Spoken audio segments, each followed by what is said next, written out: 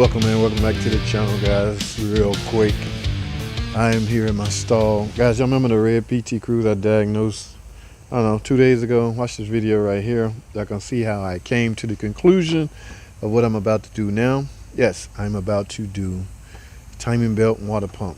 Now, however, I do not have all my parts, guys, so I'm gonna chop it up with you guys. Let's go over a few things. I'm sure y'all done countless of these. They're fairly easy at this point, which they should be. And yes, guys, the battery is disconnected. A couple of parts, guys. We even here do not have parts. We have to send out for some parts. What I got? Okay, let's see what they got me here. They got me a little box here. Timing belt, of course.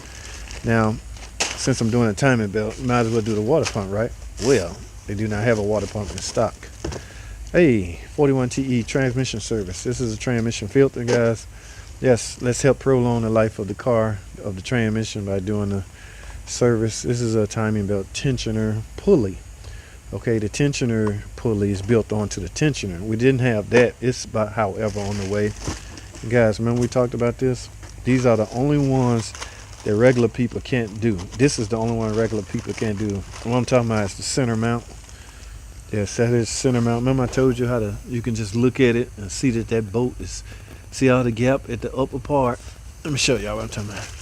If you have a lot of clearance up here, the bushing is just wild on the mount, guys. So that is cause for another engine support. You will not have that with this new mount. All right, so after I got the upper, I was able to visually see this. I couldn't, however, see this, but it turned out that it's new as well. So somebody replaced the two easy ones. They replaced the upper and the lower, and I can tell because the bushing is still good, but the engine is sagging because they neglect to replace the center mount, which is extremely hard. If you're gonna do the center mount, you might as well do the timing belt. So what better time than to do the center mount now, right? All right. And plus, it's considered overlapping if you think about it. So I didn't charge extra labor for doing the mount, all right, but just get me the parts, which is what they did. And because I'm gonna replace the water pump, I'm gonna lose coolant, right? So I got 2 gallons of coolant. Spark plugs in here. They must want me to do a tune-up, guys. I hate that word. All right, it's not a tune-up. Replacing spark plugs is part of a tune-up, parts for a tune-up, but that's a long story. We'll talk about that some other time.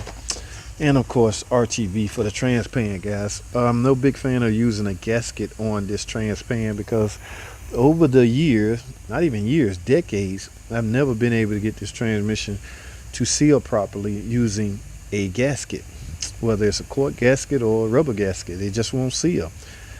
Hence the reason why we use RTV. I'm a big fan of RTV on this particular transmission, the 41 TE and the 62 TE. Steer clear of gaskets. All right, so that's most of my parts. I don't have a water pump, guys, so I don't know whether I should proceed with tearing it apart or what. You know, I like keep going out. All right, guys, so this PT, I'm going ahead on and start on the trans service. I'm gonna let this, I won't be here tomorrow. I have school tomorrow. Yes, I'm going to the Chrysler Training Center tomorrow, guys. Yes, I love it. All right, so what I decided to do is let this gravity bleed the whole time I'm off, guys. That will ensure, or that will help get as much fluid out. All right, just leave it setting open with the pan off. Let me go ahead and take this filter out of there. Yeah, what we're trying to do here is prolong the life of the transmission. Yes, things are going to wear out. It's out of your control, but at least you can do your part. At least you can do your part trying to help prolong it. All right, so I'm gonna leave that set there, and I'll just let some video footage stroll by me replacing the timing belt. I'm not gonna be able to film this because of my current location, and I don't have a light or a tripod, so I'm actually holding this. Like I say, yeah, somebody been in here. I got a new fan, so I assume it overheated before. That is one of the major causes of overheating on this particular model, PT Cruise or whatever. And no, guys, it's not blown head gaskets. It's notorious for blowing head gaskets. No, I cringe every time I hear that, guys. Head gaskets don't just blow. Okay, cars do, however, overheat when they're neglected. Okay, my point in that is when the first sign of overheating, guys, do something. Try to get it fixed or shut it down, shut it off. because this is a all aluminum cylinder head, and if it get hot, it don't even have to be extremely hot. If it get hot, it could warp, and that will cause you headache throughout the life of your car, and you will get like everybody else, blaming it on a blown head gasket. No, you let the car overheat too long, you ruin it. All right, so that's all I'm gonna have. I'm gonna let some video footage stroll by, guys. Enjoy the rest of it. All right, later.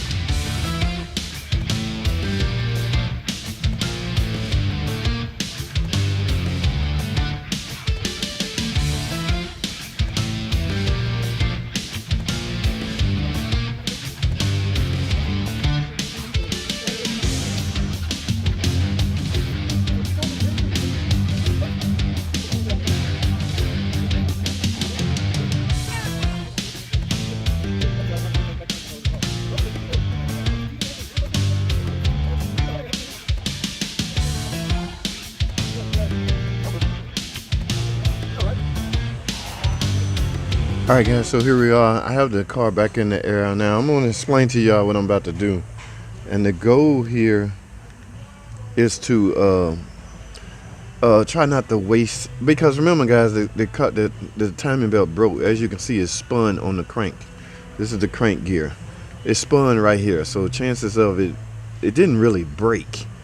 Okay, just this is considered broken because there's no teeth on it, but chances of its survival is greater because it didn't just snap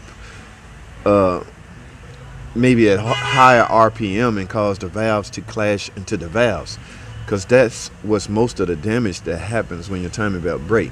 Valves will clash into valves, not so much a piston hitting the valves. But what I want to do is, and guys, this takes a little time and a little work, but if you really don't want to waste any money, you want to be for sure, while you're here, you can go ahead and put your new timing belt on. I have my old water pump still on. See, if this water pump was seized, you wouldn't be able to do this. All right, but it's not running because the alternator seized and broke the timing belt. It's not running because timing belt is just old and the teeth on it broken. Okay, so what I'm gonna do is install the new timing belt, put it in time, and fire it up and look at my vacuum. If I got over 18 inches of vacuum, this engine was sparred. I guess I'm saying that right. In other words, you can proceed with the rest of the work. All right, it's not much work. It's an extra 15 minutes of your time. To me, in my opinion, I say go for it, because it will give you a peace of mind knowing you're installing this water pump and all the rest of the pulleys without risk. Okay, remember, the goal is to make sure the engine will be able to make sure there was no engine damage because the timing belt broke. Okay, in some cases there will be. But we can find out. Okay, that's the whole point in finding out where's the engine damage. Now, as far as compression tests, it'd be hard because those hydraulic lifters may have collapsed. Okay, there hasn't been any oil pressure. The car hasn't ran in a while. So you don't really want to go off a compression test because that may be misleading. All right, even this way can be, if there's no compression, it's still gonna be hard to start. But I stand a better chance of doing it this way. All right, so let me put the new belt on and fire it up and see how much vacuum I got. All right, hold tight.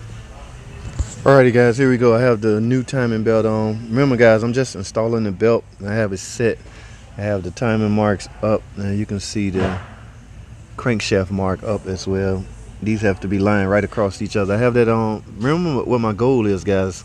Just trying to find out if the engine can produce at least between 17 and 20 inches of vacuum. If so, that lets me know that I survived. I did not bend a valve. You cannot produce that amount of vacuum if the engine is not breathed in properly. Okay, so now I have my pod set up. I'm getting ready to start it.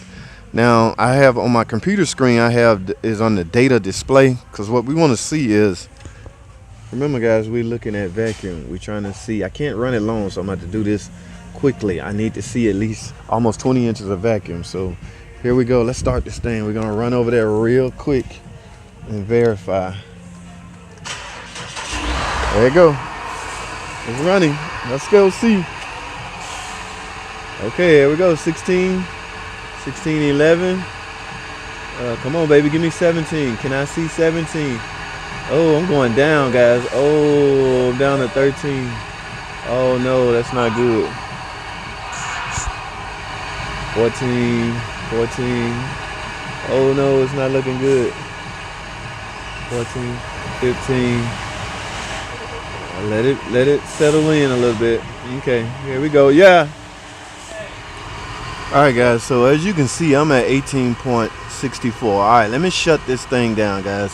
I finally got that. Yes, I'm almost close to 19. That is good. All right, guys. Let me shut this down.